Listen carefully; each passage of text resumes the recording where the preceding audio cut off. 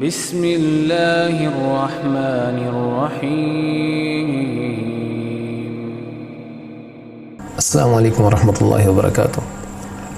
ان الحمد للہ نحمدہ ونستعینہ ونستغفرہ ونؤمن بہ ونتوکل علیہ۔ آج سے ہم ایک نئے سلسلے کا آغاز کر رہے ہیں۔ بہت ساری جگہوں سے یہ سننے کو ملتا ہے کہ ہمارے بچوں کی تربیت ٹھیک نہیں ہوتی، اساتذہ بچوں کو مارتے ہیں، ان پہ تشدد کرتے ہیں، اور اگر منع کیا جائے تو کہتے ہیں کہ آج کل کے بچے اس کے بغیر سمجھتے ہی نہیں ہیں۔ حالانکہ اگر ہم دیکھیں تو وہ بگاڑ جو نبی کریم صلی اللہ علیہ وسلم کے آنے سے پہلے معاشرے کے اندر تھا، اب تو وہ بگاڑ نہیں ہے، اب تو اس سے بہت کم ہے۔ لیکن اللہ کے نبی نے اپنے اخلاق سے، بہترین کردار سے ایک ایسا انقلاب برپا کیا کہ جو انقلاب آج سے پہلے کسی نے برپا نہیں کیا اور قیامت تک کوئی کر بھی نہیں سکے گا۔ تو ہم تو یہی کہیں گے کہ جہاں بچوں کی تربیت درست نہیں ہے،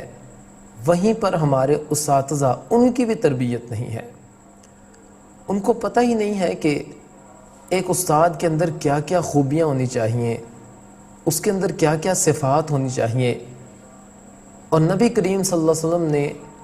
استاد کے لیے کیا اسوہ چھوڑا ہے، ہم یہ نہیں جانتے۔ تو ہم اپنی گفتگو میں آج سے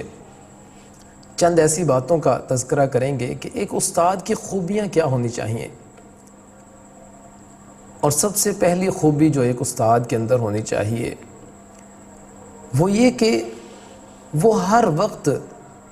سمجھانے کے لیے، تعلیم دینے کے لیے تیار ہو۔ یہ نہیں کہ اس وقت میں نہیں پڑھاتا،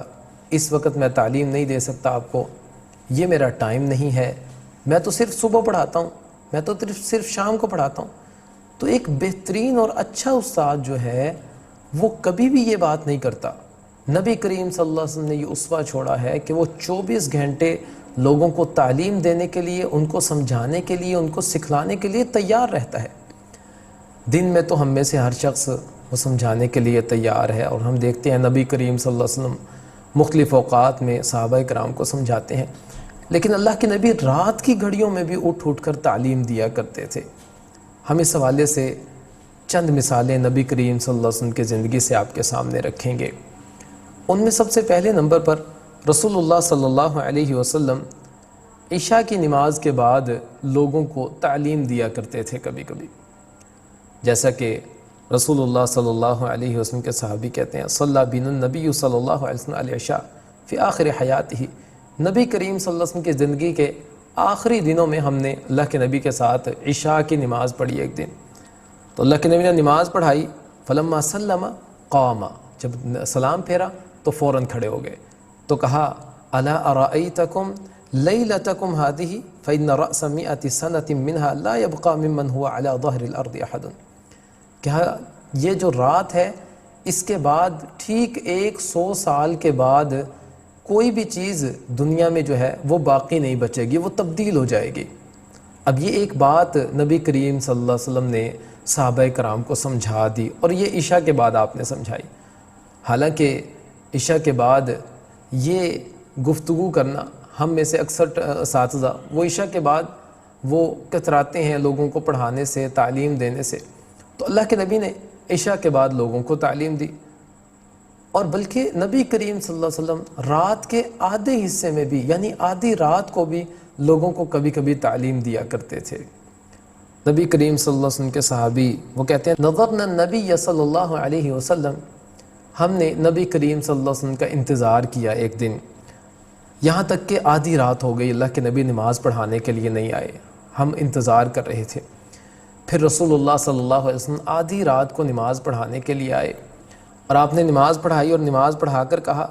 ان الناس قد صلوا ثم رقدوا وانکم لم تزالوا فی صلاۃ ما انتظرتم الصلاۃ، کہ جب تک تم نماز کا انتظار کر رہے تھے تم ایسے ہی تھے جیسے تم نماز کے اندر شامل ہو۔ تو تم لوگ بیٹھے تھے، تم میں سے کچھ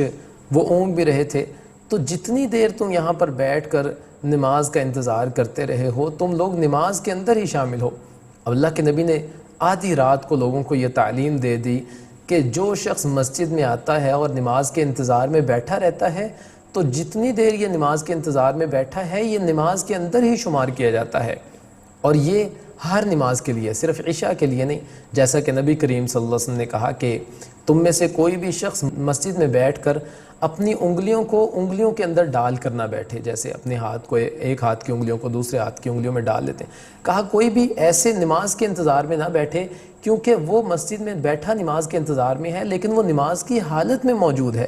تو اللہ کے نبی نے آدھی رات کو لوگوں کو یہ بات سکھلا دی کہ بھئی تم جب تک نماز کے انتظار میں رہتے ہو تم اللہ تعالیٰ کے سامنے نماز میں ہی شمار کیے جاتے ہو۔ پھر نبی کریم صلی اللہ علیہ وسلم کبھی کبھی رات کا 2/3 حصہ گزر جاتا پھر بھی لوگوں کو تعلیم دیا کرتے تھے،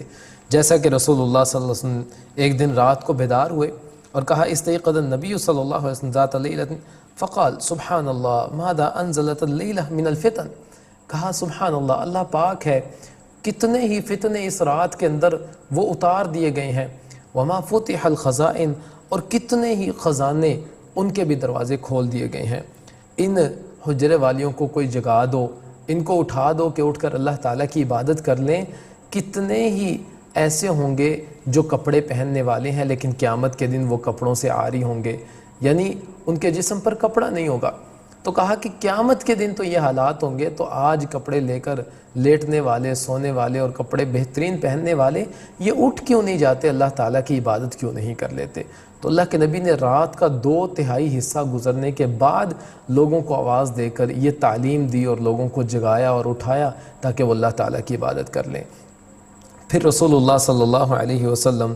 کبھی کبھی رات کو اٹھ کر کسی بھی وقت لوگوں کو تعلیم دیا کرتے تھے، جیسا کہ رسول اللہ صلی اللہ علیہ وسلم کے بارے میں آتا ہے کان رسول اللہ صلی اللہ علیہ وسلم اذ ذهب ثلث اللیل قام، جب رات کا تیسرا حصہ شروع ہوتا تو آپ کھڑے ہو جاتے اور کہتے یا ایھا الناس اذکروا اللہ اذکروا اللہ، اے لوگو اللہ تعالیٰ کا ذکر کرو، اللہ تعالیٰ کا ذکر کرو، اور اس کے ساتھ آپ قیامت کی کچھ نشانیاں بتاتے اور لوگوں کو قیامت سے ڈرایا کرتے تھے۔ تو یہ رات کے حوالے سے چند باتیں میں نے آپ کے سامنے رکھی۔ دن کا معمول تو اللہ کے نبی کا وہ ہمارے سامنے ہی ہے کہ اللہ تعالیٰ خود کہتے ہیں کہ ان ناشئۃ اللیل ہی اشد وطئا واقوم قیلا، رات کو اٹھنا تو بہت سخت ہے ہم جانتے ہیں، لیکن ان لک فی النہار سبحا طویلا، دن میں آپ کے لیے بہت ساری ذمہ داریاں ہیں، آپ بڑی محنت کرتے ہیں اور یہ بھی جانتے ہیں کہ رات کا اٹھنا بہت زیادہ مشکل ہے لیکن بہتر بھی بہت ہے، اس لیے ہم آپ کو تلقین کرتے ہیں کہ رات کو اٹھیں۔ تو دن کی مصروفیت کی گواہی تو اللہ تعالیٰ خود دے رہے ہیں قرآن کے اندر، تو رات کو بھی اللہ کے نبی اٹھ کر تعلیم دیا کرتے تھے۔ تو ایک بہترین استاد جو ہے اس کے اندر یہ صفت پائی جاتی ہے کہ وہ ہر وقت اپنے شاگردوں کو سمجھانے کے لیے، ان کو تعلیم دینے کے لیے تیار ہوتا ہے۔ اگر آپ بہترین استاد بننا چاہتے ہیں تو آپ کے اندر یہ صفت موجود ہونی چاہیے کہ آپ ہر وقت بچوں کو سمجھانے کے لیے، بڑوں کو سمجھانے کے لیے، لوگوں کو تعلیم دینے کے لیے ہر وقت تیار رہیں۔ کسی وقت بھی آپ کو بلایا جائے تو آپ فوراً ان کو تعلیم دینے کے لیے تیار ہوں، آپ اپنی مصروفیات کو ترک کر کے لوگوں کو سمجھائیں، ان کو تعلیم دیں، اللہ تعالیٰ اس کا اجر دے گا اور یہ چیز آپ کو ایک بہترین استاد بھی بنا دے گی۔ اللہ تعالیٰ سے دعا ہے اللہ تعالیٰ ہمیں کامیاب کرے۔ وما علینا الا البلاغ المبین۔